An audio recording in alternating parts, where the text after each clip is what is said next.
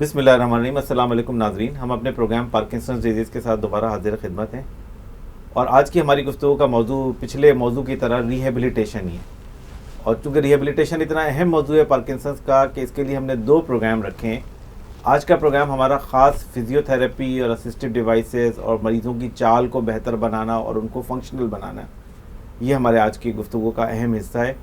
तो आज के लिए इस प्रोग्राम में हमने 2 बहुत अहम मेहमानों को दावत दी है। सबसे पहले हमारे सामने मौजूद है डॉक्टर सुमेरा सदफ़, जो फ़िटनेस एक्सपर्ट भी हैं, फिजियोथेरेपिस्ट हैं आगा खान यूनिवर्सिटी के रिहेबिलिटेशन सेंटर में, और पार्किंसंस डिजीज़ की रिहेबिलिटेशन में काफ़ी रोल है इनका।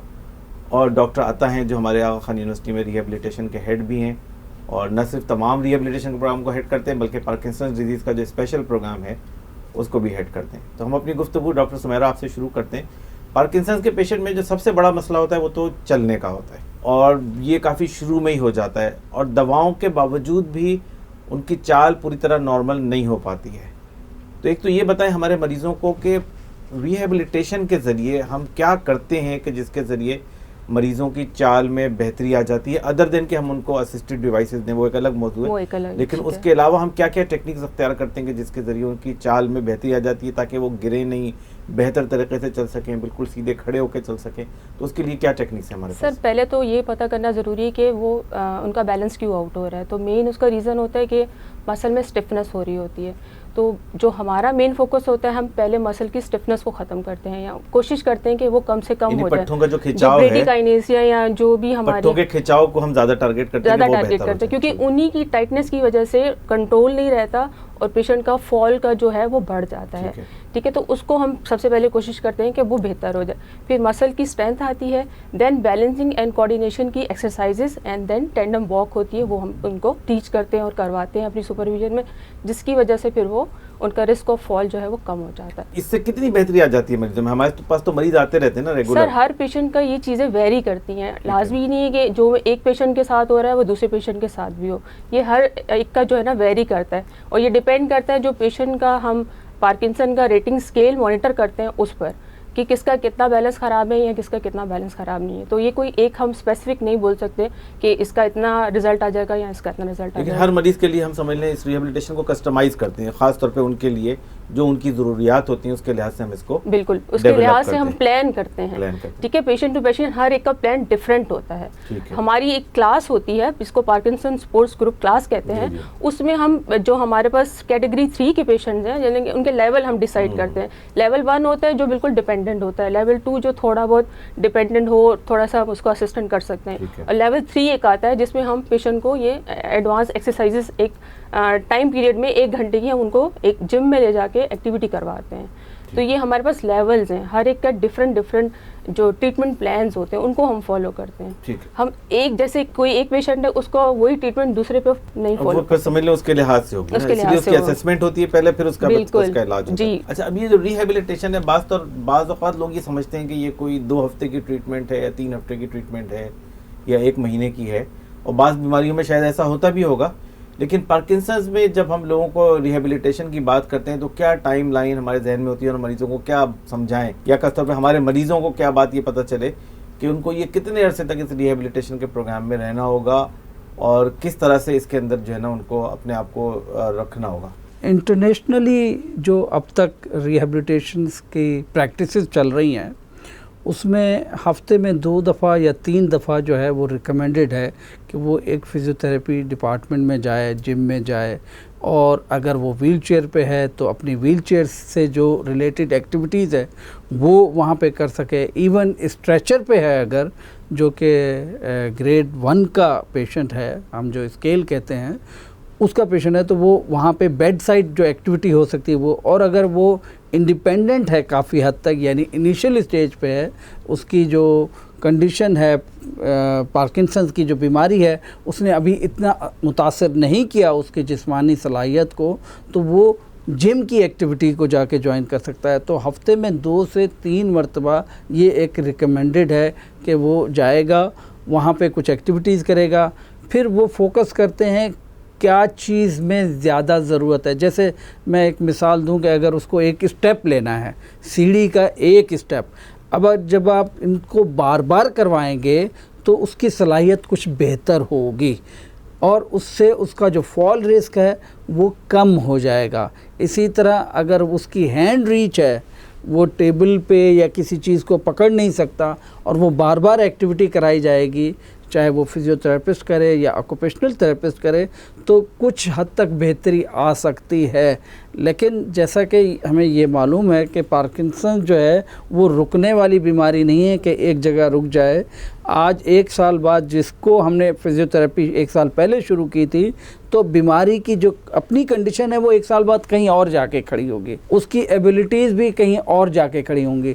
तो फिजियोथेरेपी या रिहेबिलिटेशन उसको हेल्प आउट करता है कि उसकी एक्टिविटीज़ ऑफ डेली लिविंग, उसके ऑक्यूपेशन में उसको हेल्प आउट करे, इस हद तक हेल्प आउट करे कि वो इस बीमारी के होते हुए भी अपनी लाइफ को बेहतर तरीके से गुजारने की कोशिश कर सके, चाहे वो किसी भी स्टेज पे बैठा हो। तो नाज़रीन, ये बड़ी अहम बात है कि मरीजों को ये समझना चाहिए कि ये कोई 1, 2, 3 महीने की बात नहीं है, बल्कि एक लॉन्ग टर्म ट्रीटमेंट है। सर, इसमें एक बात और ये बहुत इंटेंस है। तो इसलिए इसी मौजू को हम चलते हैं कि हम ये चाहते हैं कि हमारे पार्किंसंस के मरीज़ घर ना बैठ जाएं। हम ये चाहते हैं कि वो तकरीबात में जाएं, शॉपिंग पे जाएं, अपने प्रोग्रामों में जाएं, एक्टिव रहें। तो इस रिहेबिलिटेशन के साथ साथ और क्या क्या चीज़ें होती हैं कि जो हम उनको प्रोवाइड कर सकते हैं, ऑफ़र कर सकते हैं, कि जिसके ज़रिए उनकी जो लाइफ का फंक्शनल स्टेटस है वो बरकरार रहे। जॉब करते हैं तो जॉब करते रहें, कारोबार करते हैं तो कारोबार करते रहें, और एक फंक्शनल लाइफ गुजार सकें। तो उसके लिए हम क्या कर सकते हैं? सर, पहले तो इनकी बाद में थोड़ी सी एडिशन करूँगी कि जो एक्सरसाइजेज है ना, उसको कोई टाइम पीरियड नहीं है, वो आपको लाइफ लॉन्ग करनी है। क्योंकि जैसे हम खाना खाते हैं तो ज़िंदा रहते हैं, ठीक है, इसी तरह एक्सरसाइजेज हैं। अगर हम एक्सरसाइज करते रहेंगे तो हम इजीली चलते रहेंगे और अपनी एक्टिविटी करते रहेंगे।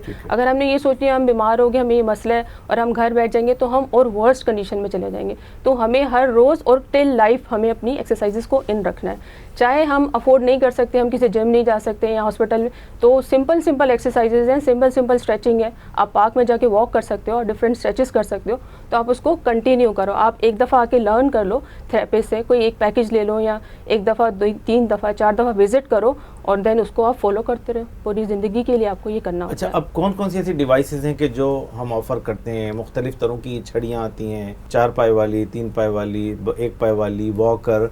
तो ये कौन सी मरीज़ पूछते हैं कि भाई हमें कौन सी केन यूज़ करनी चाहिए, कब यूज़ करनी चाहिए, कब नहीं करनी चाहिए, और उसको भी सीखना चाहिए कि नहीं सीखना चाहिए। वरना बहुत सारे लोग तो मैंने देखा छड़ी लेके हाथ में घूम रहे होते हैं, और उसको इस हवाले से हम नहीं कर रहे उनको होते। क्या एडवाइस देते हैं? सर देखिए, सबसे पहले तो ये इसको प्रॉपर यूज़ नहीं कर रहे होते, उसकी वजह से उनकी पोस्चर इंस्टेबिलिटी भी हो रही होती है। उसके एक लेवल्स होते हैं, आपकी हाइट के हिसाब से उसकी एडजस्टमेंट होती है, वो करनी होती है। प्लस ये कि डिपेंड करता है कि उसका बैलेंस एंड कोऑर्डिनेशन कितना पुअर है, उसके हिसाब से स्टिक दी जाती है या आपको वॉकर दिया जाता है। हर एक के लिए वॉकर नहीं है, हर एक के लिए स्टिक नहीं है। ये भी वही बात आ जाएगी कि हर एक का पेशेंट टू पेशेंट ये चीज़ें वेरी करती हैं, हर का डिपेंड, यानी मरीज को अपने तौर पे ये डिसाइड नहीं करना चाहिए अपने तौर पे वो कि मैं कौन सी डिवाइस यूज करूं, उसको अपने थेरेपिस्ट से हमारे थेरेपिस्ट का मशवरा होना चाहिए और गाइडेंस होनी चाहिए कि आपके लिए उसको यूज कैसे करना है, और उसको यूज करना सीखना चाहिए। तो ये भी हम करते हैं कि मरीजों को जी बिल्कुल, हम उनसे छड़ियाँ मंगवाते हैं, उनको सिखाते हैं, उनको टीचिंग देते हैं, उनको गेट ट्रेनिंग करवाते हैं। तो इसी तरह वॉकर और सारी की सारी चीजें, सब चीजों की हम उनको ट्रेनिंग देते हैं, इसी तरह अवेलेबल हैं माशरे के अंदर। और आप सर यकीन करें, हमारे पास जब पेशेंट्स आते हैं, समटाइम वो स्टिक पर आ रहे हैं या वॉकर से आ रहे हैं, तो अक्सर की तो छूट जाती है, मतलब वो फिर इंडिपेंडेंटली वॉक करके आ रहे होते हैं, इतना बेहतर हो जाती है, बेहतर हो जाते हैं।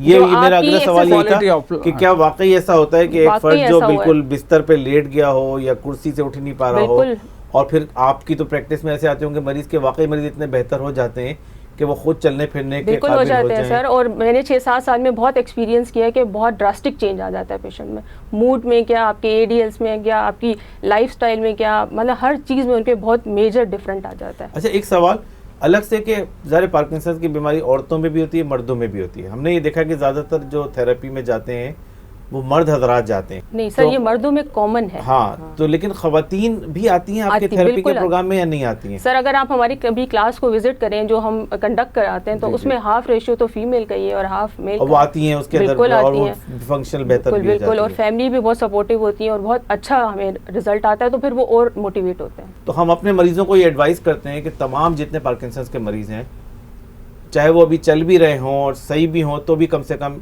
एक दफ़ा वो फिजियोथेरेपी की एवेल्युएशन हो जाए उनकी, ताकि पता चल जाए कि उनकी डिमांड्स क्या हैं और उनकी फ्यूचर नीड्स क्या हैं। और फिर उसके बाद चाहे वो थेरेपी ना भी कराएं, लेकिन कम से कम इस थेरेपिस्ट के साथ टच में रहें, ताकि जब कभी भी उनको घर पे भी कर सकते हैं। जो हमारा प्रोग्राम है ना सर, वो बेसिकली डिफरेंट स्ट्रेचेस और बैलेंस एंड कोऑर्डिनेशन एक्सरसाइजेज हैं, जो कि आप बाय द हेल्प ऑफ किसी भी चीज़ की जरूरत नहीं, आपको मैनुअली बताते हैं हम लोग, तो आप घर पे भी परफॉर्म कर सकते हैं और हम उनको सिखा सकते हैं। उसके बाद महीने में एक दफा कहते हैं आप वीडियो बना लें और आप उसको घर पे जाके फॉलो करते रहें, ठीक है, ताकि अगर आप अफोर्ड नहीं कर सकते तो। नाजरीन, ये बड़ी अहम गुफ्तगू की आज हमने पार्किंसंस डिजीज़ के हवाले से और रिहेबिलिटेशन के हवाले से, और वाकई मैं समझता हूँ कि हमारे पेशेंट जो हैं वो अगर इन उसूलों को अपना लें और रिहेबिलिटेशन को अपनी पार्किंसंस की ट्रीटमेंट का एक अहम हिस्सा बना लें और एक लाजमी हिस्सा बना लें, तो उसके ज़रिए उनके फंक्शनल होने में, उनके एक्टिव होने में और अपनी ज़िंदगी को बेहतरीन तरीके से इस्तेमाल करने में बहुत मुफीद हो सकती है चीज़। तो हम अपने मेहमानों के शुक्रगुजार हैं कि वो हमारे प्रोग्राम में आए और हमारे मरीज़ों को और पेशेंट्स को और उनकी फैमिलीज़ को बहुत अहम रहनुमाई फराहम की। आज अपने इस प्रोग्राम के साथ हम आपसे इजाज़त चाहते हैं और अपने अगले प्रोग्राम के साथ दोबारा हाजिर खिदमत होंगे। अल्लाह हाफ़िज़।